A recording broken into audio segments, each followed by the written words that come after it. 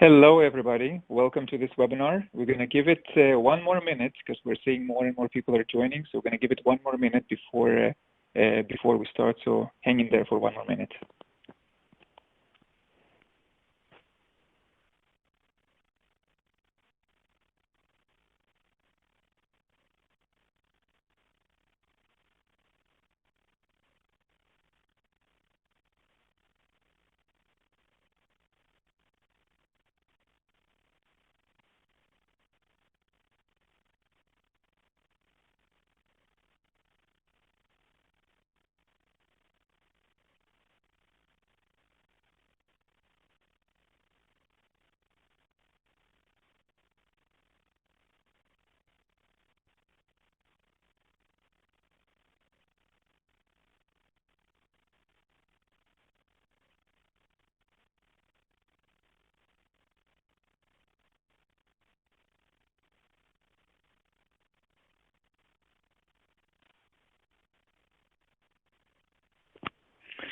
All right, I think we can begin. We have quite a few folks already joined. My name is David Klebanov. I'm head of product marketing for Alkira, and wanted to welcome you to this joint WWT and Alkira webinar talking about getting to the public clouds, namely AWS, Azure, and GCP in record time. And today, with me, we have a co-presenter. I'm very excited to have you co-present with me, Derek. So do you want to introduce yourself?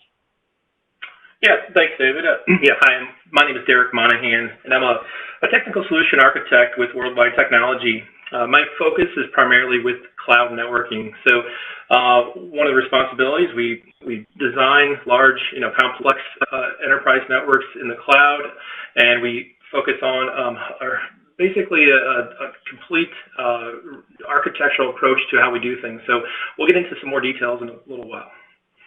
All right, that's awesome. All right, so before we begin, a couple of very simple housekeeping items.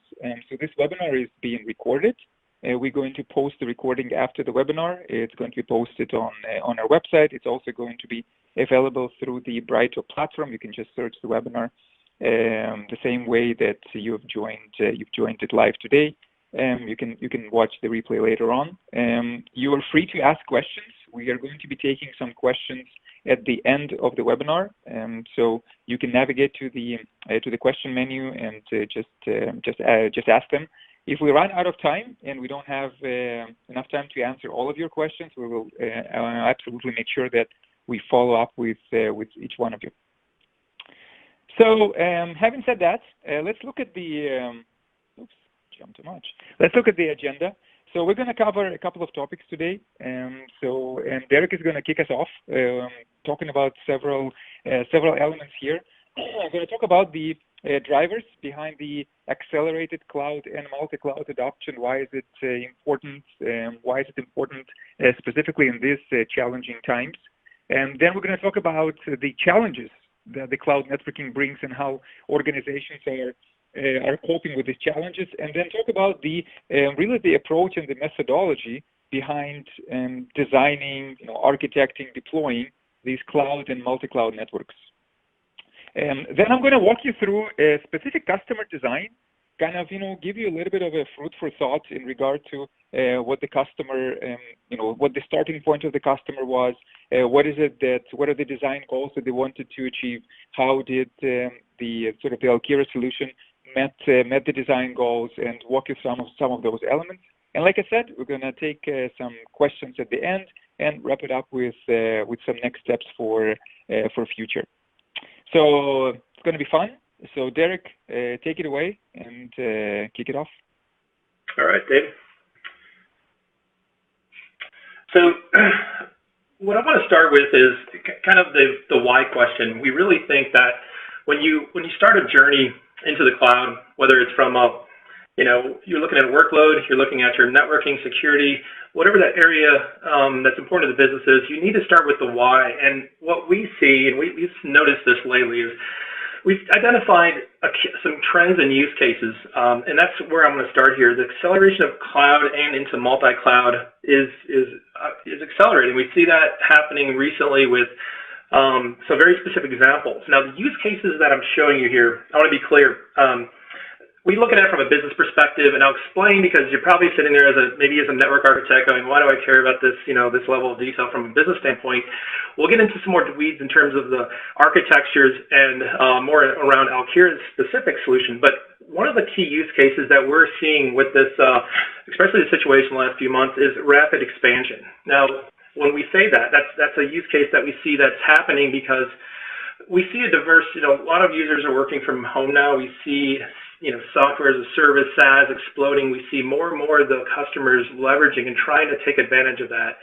So PaaS and SaaS have been very, very important use cases, especially recently. But when we look at some of these use cases like rapid global expansion, that's tied to the digital business.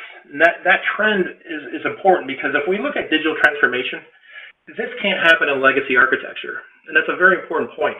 If we look at a traditional classic hub and spoke architecture, it was great for its time. I've been doing networking for 20 plus years. I'm pretty passionate about it. And we have to look at things differently now in the modern cloud. And some of these things, the way we approach things, we look at the use cases, and these are more business kind of focused use cases, but we also look at the functional use cases. A lot of you might be familiar with site to cloud or cloud to cloud, maybe user to cloud, and how do we connect those scenarios? And that's probably relevant to what you're hearing and seeing in your environment. But as we look at this, we have to identify, example, the rapid expansion, or even like end user compute. What are those specific flows, traffic flows that are happening that could impact your architecture? And the use case really, in our view, dictates kind of where the architecture is headed. Without defining those use cases, you really are going to be in a position where you might develop basically a inaccurate or a not very agile architecture. And so we keep this in mind.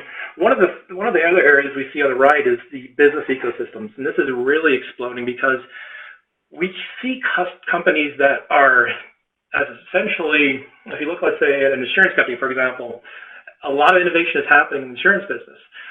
But insurance companies shouldn't have all that burden to do everything by themselves to handle every element of that solution, whether it's the technology or the connecting to data, the partners, the customer, suppliers, all those applications. It meets in a single digital business platform, and that ecosystem now is something that we have to consider when we look at architectures that are now have to be flexible and agile.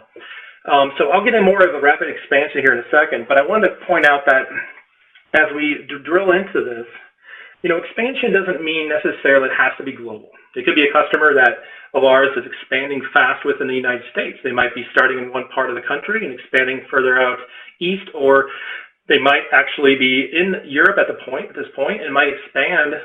And what's happening is we're seeing our customers taking a very long time to build a network, and the business needs it immediately.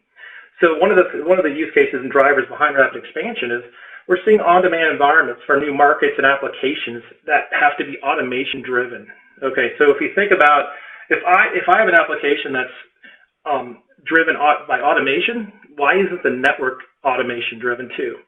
And so when we're looking and helping our customers and they need to move quickly and fast in those new markets, and it should be an on-demand, the network should go with it, and the network should be keeping up with the application and everything else. So that is the driver behind that. We're seeing expansion.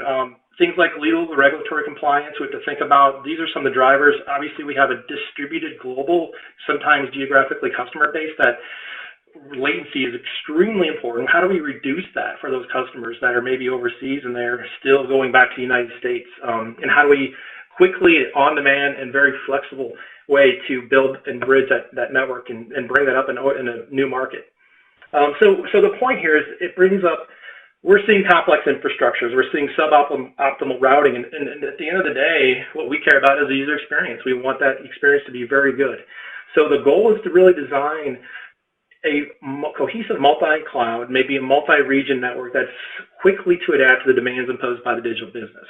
And so these are important things that when we drill in the use case, then what happens, we define the architecture as a result of that. So if we look at this from a network perspective, we think network has never been so linked to the business outcome. And so we used to kind of kid around that the network is an afterthought. And I think that's an important point, because if we don't think about the network as a foundation element to get to the cloud, it will impact how that cloud experiences and how the applications are delivered. And we want that to be flexible and dynamic. So looking at the current state, we know clouds, I think most of the folks on the call have seen this. Even if you're in a single cloud today, understanding that clouds are not equal. There's very different approaches and different ways network constructs are in the cloud. If I'm in Azure, do I have 100 ways to, can I peer to 100 different VNets or 500 VNets? And is that going to change tomorrow? The thing about the cloud is it's always changing. New features or capabilities are added constantly, and this gets complicated very quickly. There's a lot of significant planning up front. This requires working with your network service providers. We're looking at a very highly available and resilient network. They must scale up and down, and that includes the network services that go with it. So when we look at the tools that have to manage the network, most of the customers I've seen aren't ready and don't have the proper tools to manage the cloud network. It's designed typically, most of the tools are on-prem. They do a fine job, but we have to think differently. What is the visibility across the region's clouds? And more importantly, not just visibility, but observability. There's a whole new trend around that, and what that actually means is it's much different than the way we used to modernize or monitor the network in the past. Day two operations is very important.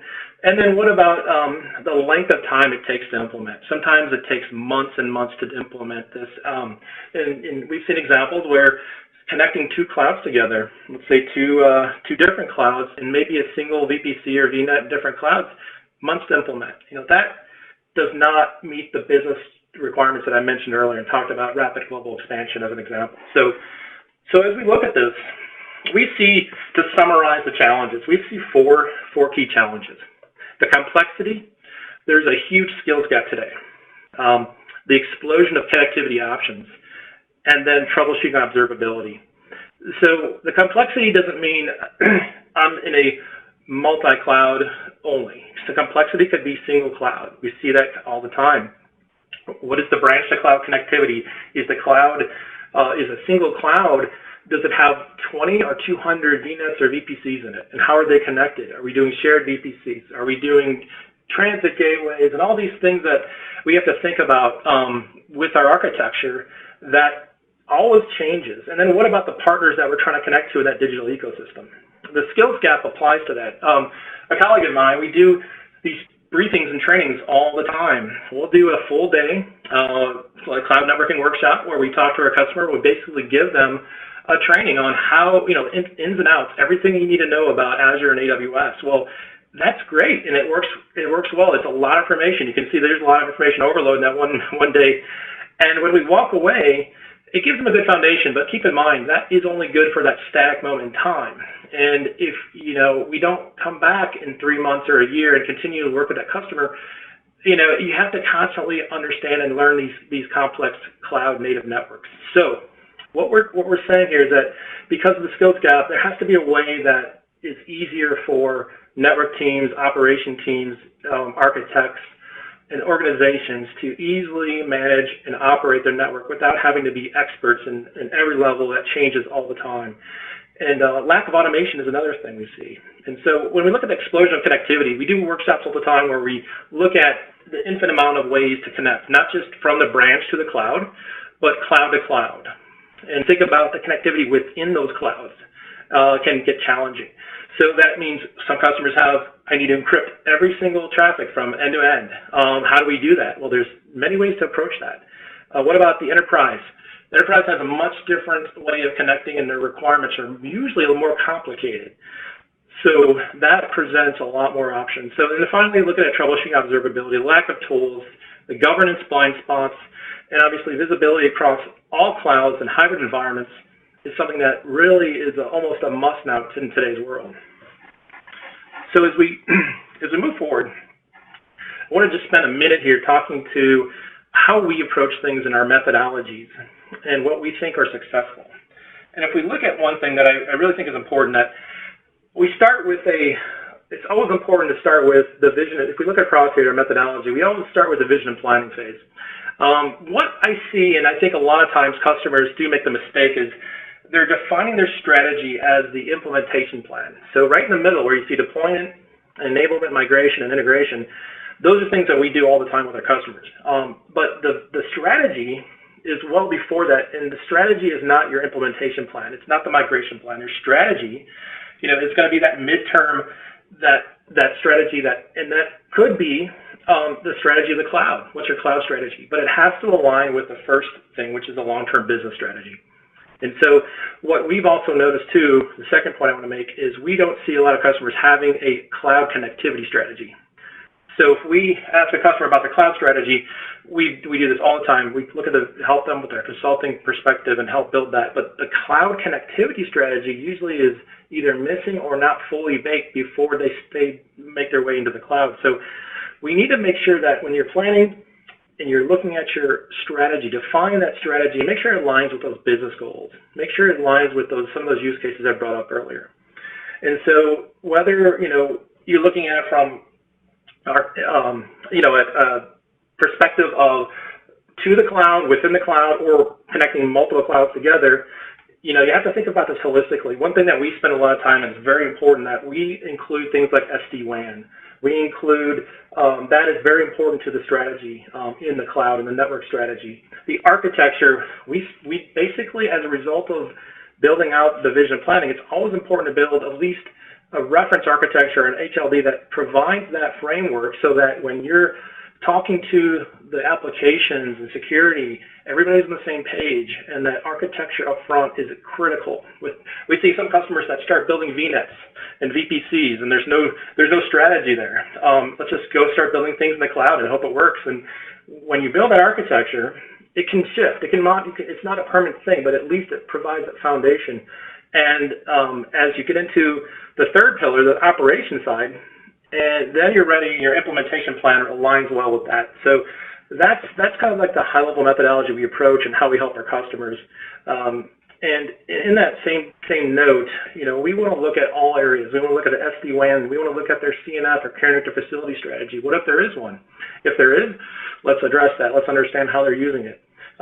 What about automation, orchestration, and things like that are all part of that? Do they have it or do they not need it? I'm sure most customers we have a DevOps team or an automation strategy, and that ties into, how you're going to manage the network. And you may not want to take that approach. You may want a much easier way to do things. And so if we look at like Alkira's example, I think about that rapid global expansion and being able to bring up, and this is what Dave will talk here in a second, bring up a virtual network stack anywhere in the world for your environment on demand is very powerful.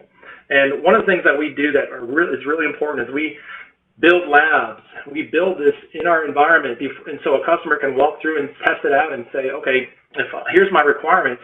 Let's recreate that so that the customer can validate their criteria before they go live. And so that's a huge step, I think, in this process in the early on stages. So that's the methodology in short. Now I'm going to go ahead and stop here and pass it back to David if you're ready to go.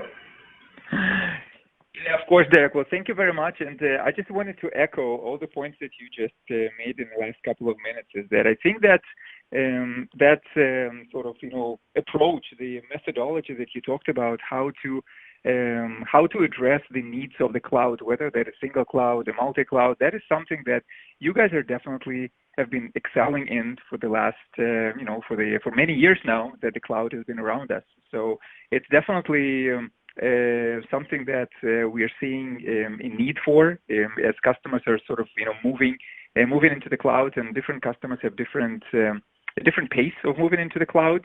Some kind of jump in head first. Some take a more cautious approach.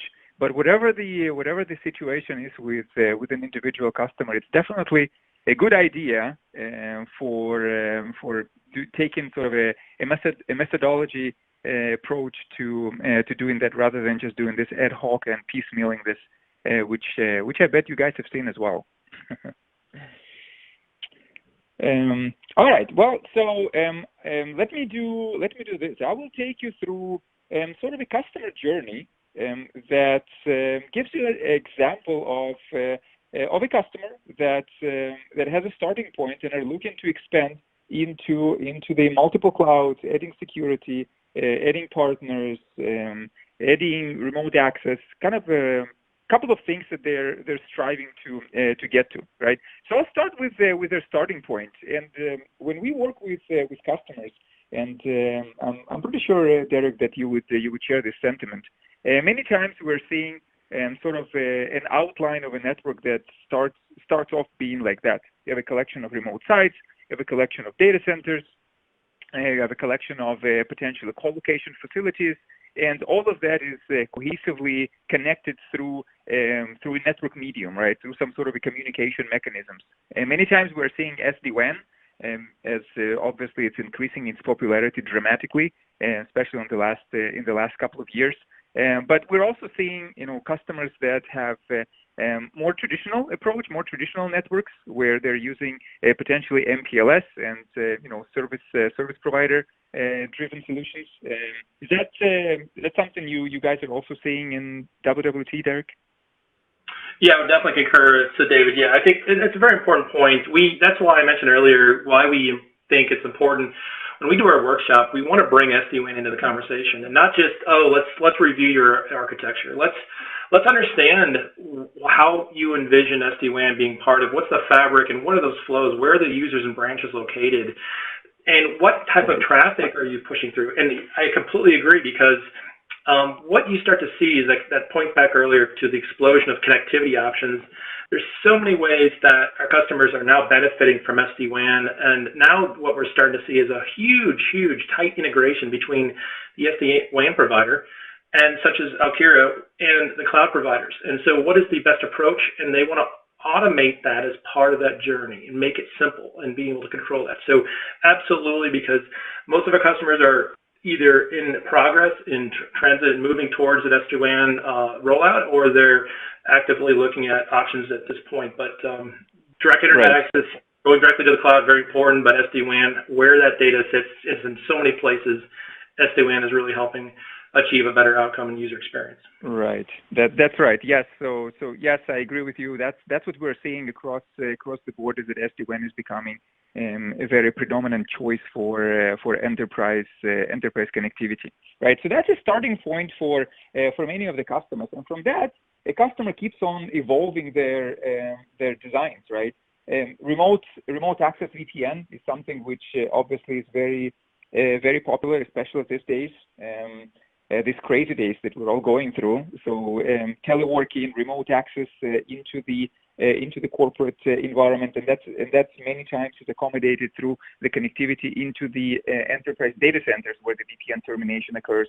So that's another very popular trend that we're seeing. Now, when we're talking about cloud, and we're talking about how customer adopts the clouds, we identify kind of two types of clouds. Of course, we have the software as a service clouds, such as Office 365, by far the most popular one, but we obviously see other SaaS providers, and just generic internet applications that are accessible from the remote offices. And of course, security becomes a very important point, and so nobody wants to have an unsecured access. So what we're seeing many times is that customers are opting for secure web gateways or secure internet gateways in order to provide that security inspection for the traffic that goes from the remote offices into those SaaS destinations, or just plain internet. Right? Now, when we're talking about the public cloud adoption, again, we are seeing customers doing it in two ways. First one is this particular customer would have had the co-locations, and that potentially could have been something that they've adopted to when they were migrating from their data centers, and they were not quite ready to make the jump into the public cloud. So many customers that we're seeing are making this investment in co-locations, where they establish a compute footprint, and that's basically how they keep on running their infrastructure. Now, when the public clouds eventually hit, such as AWS, Azure, and GCP, and that customer already has a presence in the co-locations, and the co-location providers offer very effective, high bandwidth, high throughput connectivity options into this public cloud, sort of like a private backdoors into your public cloud connectivity. Of course, security is an element to that, because connecting to the clouds, even though it's through the private connectivity, many times entails that security teams are pressing to have firewalls that are safeguarding that connectivity from the co-locations into the public clouds.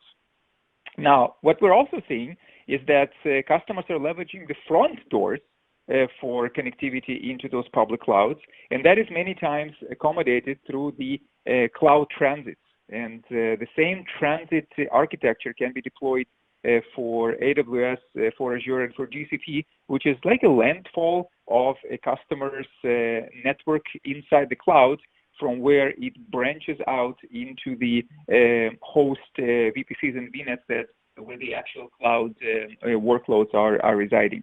And again, these transits provide connectivity, but also provide connectivity that has to be protected through the firewall, because many times the connectivity between the clouds or between different regions of the same cloud is better accommodated through those cloud transit VPCs and VNets, rather than backhauling this into the co-locations, right? So we have kind of a variations of different designs, how people are approaching adopting this public cloud connectivity through either dedicated private backend through co-locations, or the more of an internet facing front ends through the cloud transit VPCs and VNets.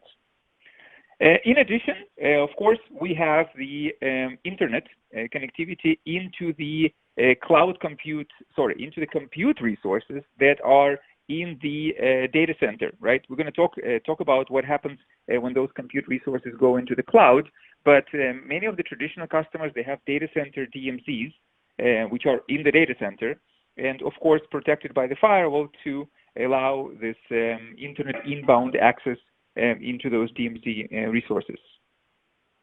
And finally, the business partners that have connectivity into that customer. And again, this is many times traditionally accommodated through the connectivity into the data centers, because in that sort of a customer case that I'm describing, that customer hasn't really taken that plunge into the public cloud. So many of the resources are still residing in the traditional data center, or maybe in a hybrid fashion.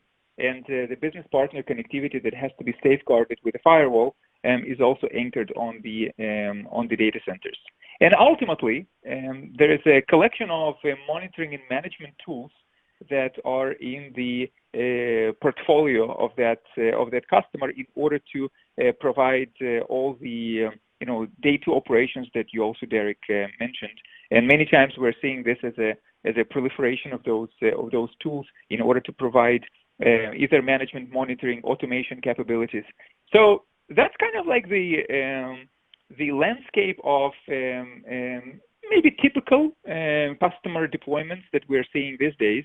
So let's take a second to kind of go through that motion again, and just see what are the challenges that that customer is facing when they are deploying this architecture, right? So the first one is the disparate security domains. So I talked a couple of minutes ago about the need to secure all kind of types of connectivity, and that could be the direct internet access from the branches through the secure web gateways, or that's an access into the public clouds from co-locations, or through the cloud transits, or a data center DMZ environment, or business partner connectivity. All of these have to be anchored on the security. And when you're talking about a typical customer deployment, many times we are seeing that this secure web gateway really stands out from the rest of the security domains, which are mainly accommodated by the next generation firewalls. So we're seeing customers hitting this sort of challenges from having this disparate security domains. And David? Yep. I was going to add, just chime in real quick, and I can't agree more. I just want to mention too, the cloud networking strategy. We believe it must include security. It must include the security in the cloud security strategy. And I think the two go together. And so what you're bringing up is a great point. A lot of customers are debating, should they go native, next gen, put appliances in the cloud? What is their strategy in either case, which we can't solve on this call, but the common theme that we see is how do we manage policies across these hybrid states and all these disparate environments, and the management of those policies is a very big pain point that we need to address. Exactly. This is golden. So Derek, this is exactly the point that we're seeing also across the customers, is that the disparate security domains through different security offerings, secure web gateways, next generation firewalls, these are different systems. They have different management paradigms. They have different security policy enforcement paradigms. And so we're definitely seeing the disparity being a challenge, but we're also seeing the proliferation of those inspection points being a challenge. Because as you can see, the presence of the security inspection points in various parts of the topology basically drives this operational complexity for the customer in order to manage this diverse policy domains across whether this is a public cloud access, or whether this is a data center DMZ access, or whether this is a business partner access. These are all separate security domains, and the proliferation of those security inspection points really drives customers nuts. The next one, the next one is what happens inside the clouds, right? So for the customer who is already deploying the public clouds, you mentioned that, and that's another very significant point, is the skill gap. I couldn't agree more with you, is that this deep cloud expertise that are required today in order to go into this public cloud and learn all of these individual tidbits from each one of the clouds, how they operate and how they deliver the service. This has become a monumental challenge for the customers, and really inhibits that cloud adoption, because you can't really go to the cloud until you've understood what exactly is happening in the cloud. And even if you are doing automation, you still need to understand what exactly is that you're automating, right? You can't just blindly automate something that you don't understand. So whether this is a completely sort of do-it-yourself, go to the cloud service provider console, or whether that's an automation tool, it still introduces a very significant knowledge gaps. And right behind these knowledge gaps are the limitations of these cloud providers in regard to routing, scalability, visibility, and then when you go to multi-cloud, all of those things become even more acute, right? So definitely very sore point that we're seeing. Again, suboptimal routing in case the cloud workloads need to be exposed into the DMZ infrastructure, and the DMZ is anchored in a data center. So now I need to backhaul things through my data center into the cloud. So definitely some routing suboptimalities. The availability and the scalability of the remote user VPN service. So many of these things are sort of like the artifacts of doing things in an old-fashioned way, in a way that does not really align with the cloud methodology. You had something you wanted to add, Derek? No, go ahead, keep going, Dave. All right. All right. I thought I heard you wanted to pitch in. All right. So now that we've talked about that, obviously the customer is on the journey to change, and really governed by several design priorities in order to execute on their sort of a next gen. How can we do things better than we've been doing things before, right? And there's a couple of guiding principles in here. Is of course building this enterprise-grade, feature-rich cloud network that allows not only the connectivity between branches, but also the connectivity from branches and data centers and co-locations into the cloud, and also between different cloud environments. Now, we mentioned SDWAN as a foundational block for enterprise connectivity. So how do we provide this SDWAN interoperability into this enterprise-grade cloud network? So that's another very, very key design principle, is that you don't want these things to live in a complete isolation. Optimal cloud access, scalable and global teleworking, high-speed private cloud access through the co-locations, an ability to accommodate both cloud and data center resources, because nobody goes to the cloud in a day, right? So the ability to do hybrid clouds, We talked about suboptimal routing in case the DMZ has moved into the cloud, yet the access to the internet remains in a data center. So how do we really do that ingress, egress, cloud DMZ, and partner access that has to be filtered, restricted, firewall controlled, segmented. So all of these are very key priorities for the customer that is really embarking on that new design journey. And of course, security, visibility, operations, these things are absolutely paramount and cannot be overlooked, right? And at the end, what we're seeing is that specifically for the networking and the security journey, we're really seeing that the network and security teams are looking to match the speed and the agility of the cloud.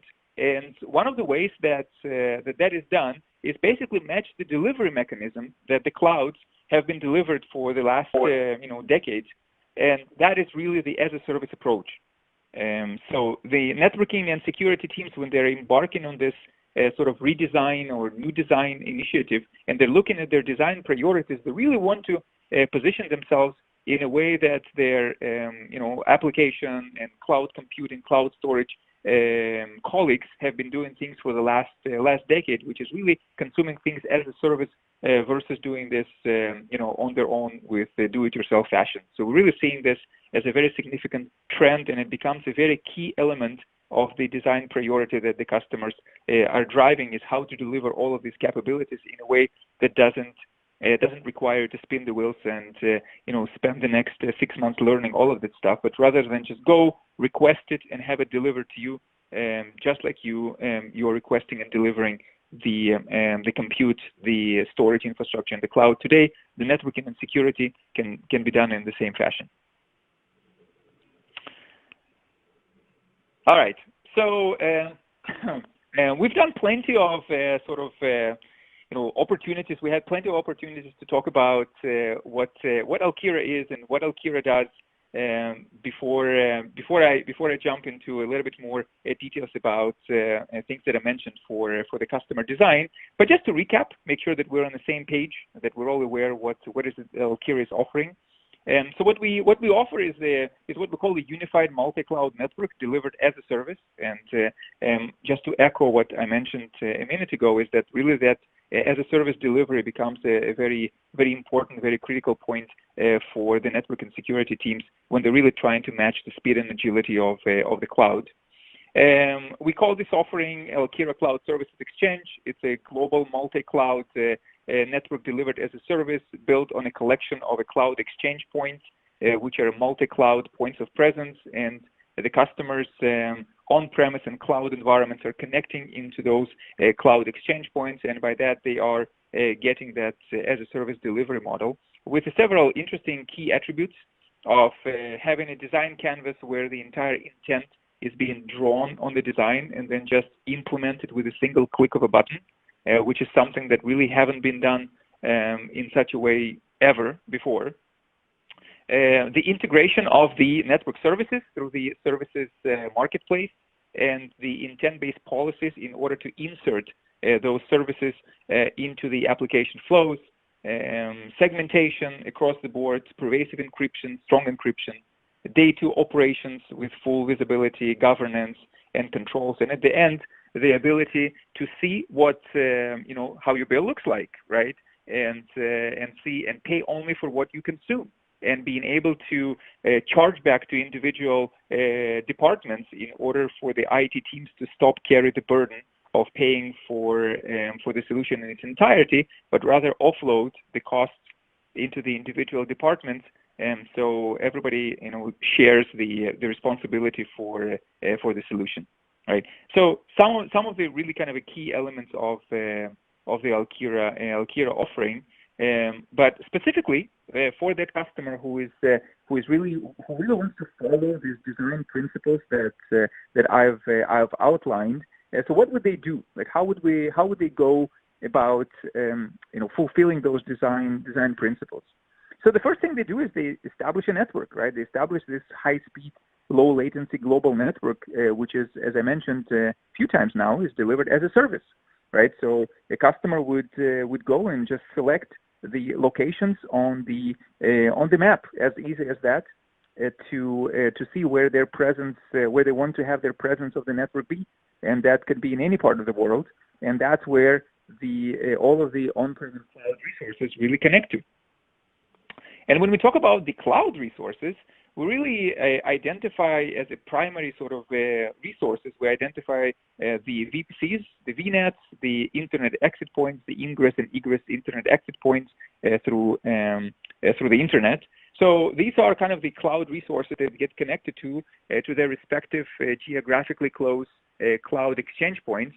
And of course, it is multi-region and multi-cloud. So for customers who are single clouds but want to operate in a multi-region capacity, or customers who are already as a multi-cloud customers, they can equally be accommodated in this architecture. We are very often seeing that customers have multiple accounts because of the different departments within the customer. So different accounts, one for, let's say, HR, one for finance, one for engineering, one for production, and all of these cloud accounts have their own access into these cloud compute resources. And so operating in a multi-account fashion, that all of these accounts can be now leveraged in order to connect into this global Alkira network, and that's something which is important.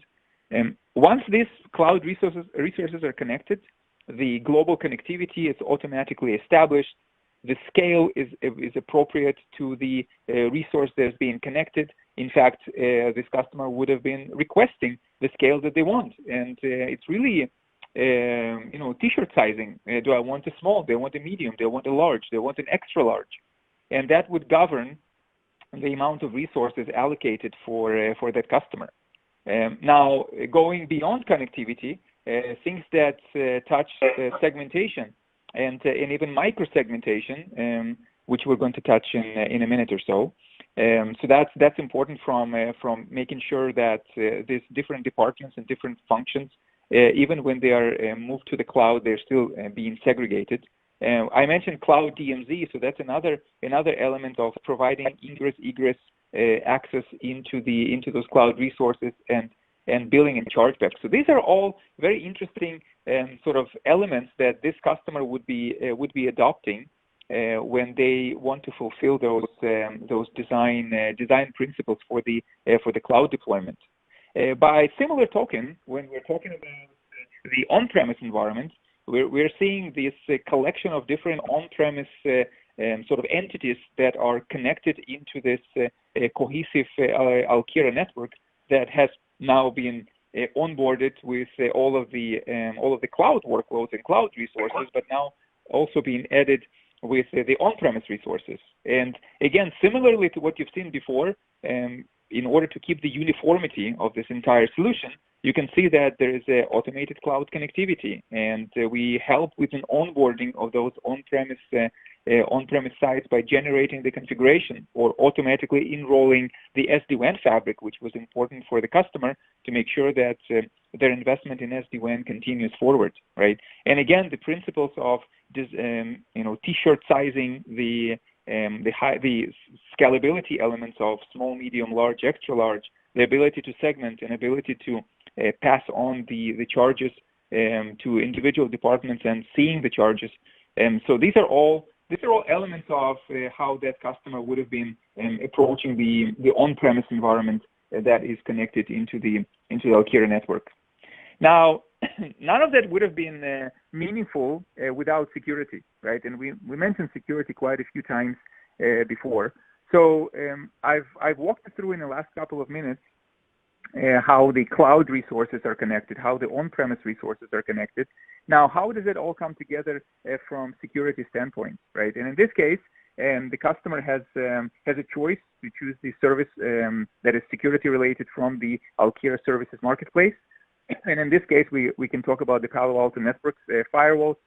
These are completely automated, the entire life cycle from provisioning, from configuration, from monitoring and operation standpoint. This entire thing is also delivered as a service by Alkira and resides within this cloud exchange point.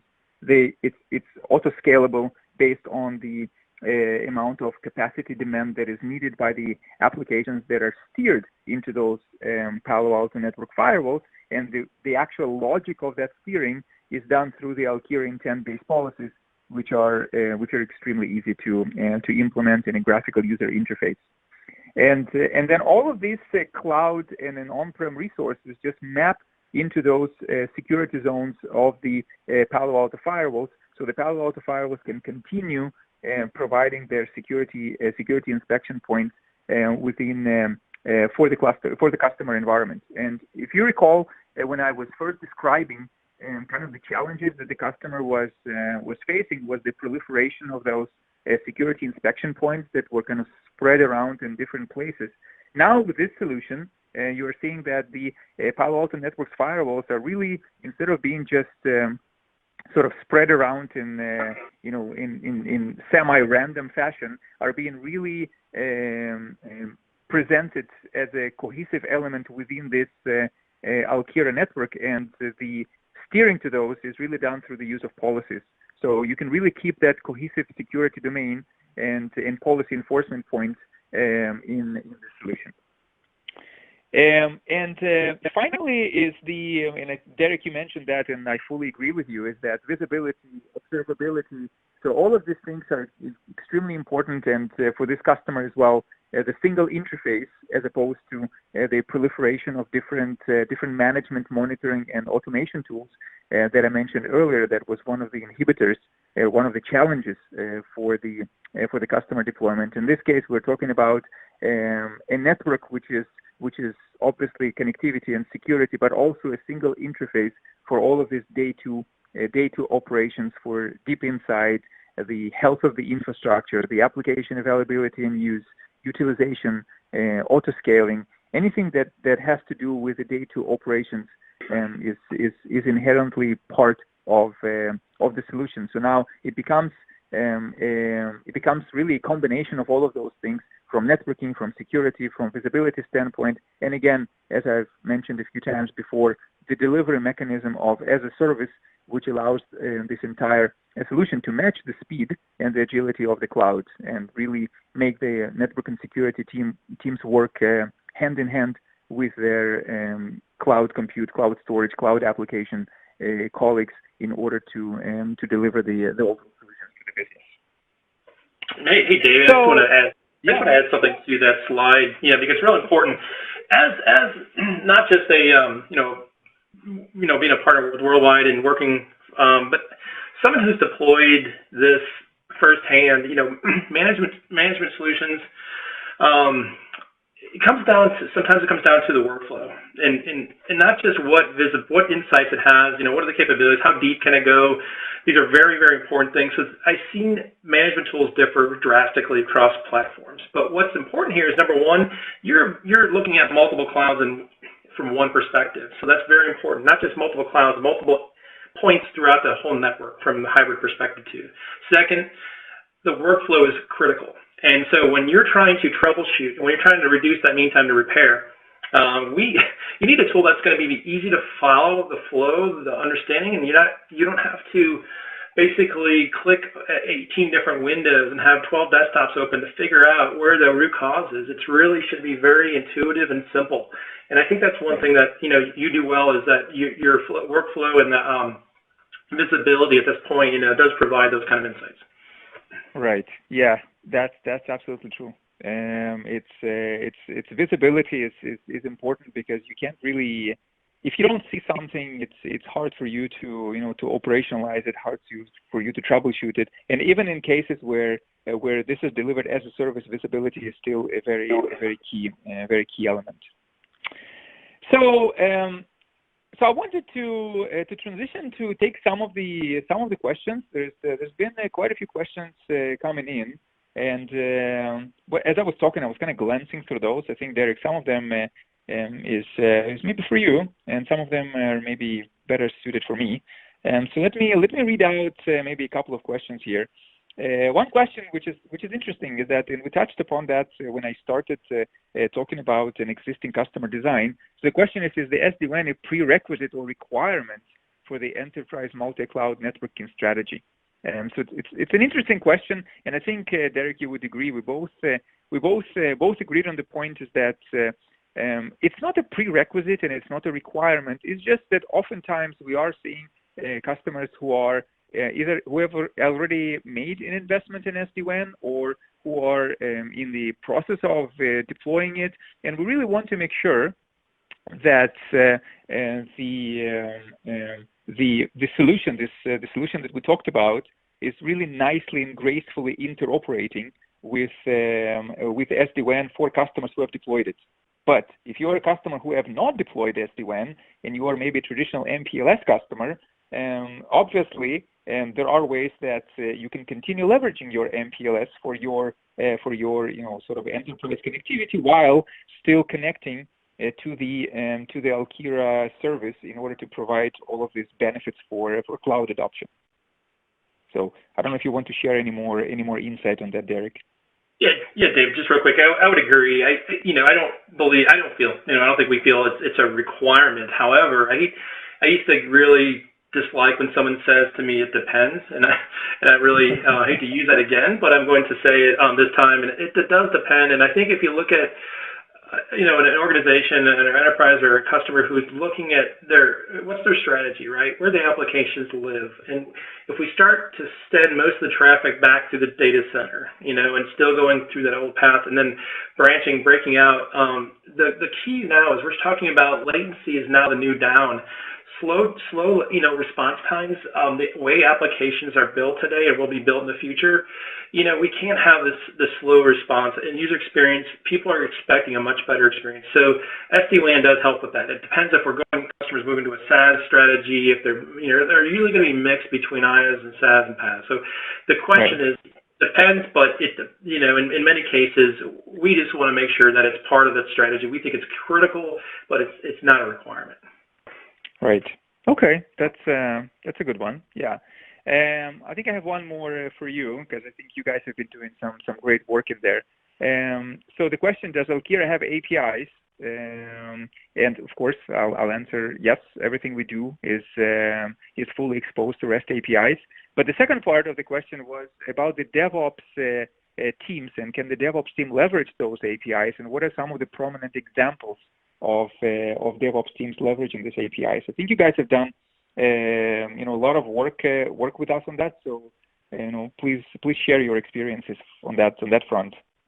Yeah, definitely. So we personally, Worldwide has a pretty large DevOps team. In fact, within my own group in network services and enterprise networking, cloud networking, DevOps and not just infrastructure as code, Docker as code, all these different things. These are really part of the modern way of building and supporting your network. So the great thing is, yes, you support an API. I think everything you can do in the GUI can be available through your API, right? So that's really a simple yes to that. But I think that, again, examples that I see too are a lot of customers have existing management tools, monitoring tools that they may want to integrate with. So I think when you look at, how your APIs are used, and let's say, you're pulling data out of your platform, you're pulling data out, and maybe you want to integrate with third-party tool, that's a great example where, DevOps team can leverage those APIs, not just for configuration and making changes and editing or creating new configurations, but it's really that, what does the customer have, and do they have a higher level orchestration they want to integrate with? So you have that capability, which I think is excellent. And also, just a side note, with your new integration with Palo, that API, the programmability between the exposed APIs, that's a huge example that I think the key is the DevOps team can leverage those. And those are just a couple examples I see. Right. Yeah, that's great. Yes. All right. Maybe we'll take one more question. Maybe last question. We're getting close to the top of the hour, so we want to wrap up. So the question is about brownfield and greenfields, right? So maybe you can share your thoughts from kind of the trenches as far as brownfield, greenfield is concerned, and what happens with customers who are already have a colo presence, just like the one that I was kind of going through and giving an example on. So what happens with those customers? What are you guys seeing out there? Yeah, we definitely see customers that have, quite a few have are looking into, let's say, a colo or a current facility strategy, or they're still trying to investigate, or maybe they're further along and they're actually in the middle of deploying it and leveraging it. Many cases it comes down to the use case. Let's just talk about that from when we started in the beginning. The use case really depends. So some customers may want to use it for a micro data center, so the colo strategy is going to stay. Maybe, it makes sense, depends on the region and how they're leveraging that, and maybe security controls today, at least from the current, requirements have to, pass through that, and they want to leverage the colo for their multi-cloud strategy. The problem is, though, is when they start going further down the line in their cloud strategy, really have to look at how is that going to be too static for a customer? Is that going to provide enough flexibility instead of potentially locking a customer into a location? Because I can tell you from our experience, any network design requires lots of planning and careful planning. Yep. And so when you make a decision on a location, let's say, that's kind of a big decision, and you're not going to move that easily. So you want something that may be flexible. So what we do is it comes down to the methodology that I pointed out earlier. We really have to examine the use case and then build the architecture that's appropriate. It might be a combination of those, and it might be where we see more flexibility basically in certain parts of the world. If they want to expand markets, it might be easier to expand in Europe and Asia Pac and leverage this new powerful solution that you are implementing. And so I think that with the Service Exchange, so I think yes, and just to answer the final point there is that, yeah, everybody would love a greenfield example, but most customers are in brownfield. We have no issue with that. As far as that is right up our alley, we see ways to approach that. So a greenfield is ideal, but we also look at the cost optimization of it and say what is cost effective. And so we want to always include cost. So that's a short answer. Sorry. Right. Yeah. No, it's good. Yes, I agree with you. Is that specifically on co-locations, we have customers who are coming to us with an existing co-location presence, and in which case we are happy to accommodate that and just connect their co-location into our Cloud Services Exchange as one of our connectivity options that I mentioned earlier. So we are able to accommodate those customers. For customers who are looking for colo alternatives, of course, we can provide that. So there's really, to your point, is that this planning and methodology is really important, and that's just one of the examples where you kind of want to, plan it out properly before making any hasty decisions. Right. All right, so I think we want to wrap up with questions for now. I know there's way more questions in here. We're going to make sure that we answer each and every question here. And so if you ask a question and we didn't address your question live, we will absolutely get back to you. So just leaving you off with a couple of key takeaways. I think that, Derek, you've very nicely articulated sort of the skills and experience that you guys have as far as taking customers on this multi-cloud, multi-region, multi-cloud, or just generic adoption journey. And where we come in is really open those skills and expertise with our Cloud Services Exchange solution, which has all these really attributes that I mentioned earlier for networking and security and as a service delivery and one-click provisioning and operations. So all of these are really complementing your guys' skills and experience and real-world sort of experience with doing cloud and multi-cloud adoptions. And as a next step, you're more than welcome. You're invited to go to WWT.com and read more on the multi-cloud architecture that WWT offers, and go to the Alkira.com and request a demo. We'll happily do a demo for you so you can see with your own eyes the interface and all the things that we talked about today. And obviously, when you're ready, register for the Alkira service. It's really simple, and start building your own network in a way that we've described. So I wanted to thank everybody for attending. I want to thank you, Derek, for co-presenting with me, and really looking forward to this joint partnership and joint work with customers. So thank you very much, everybody, and have a good day. Thank you.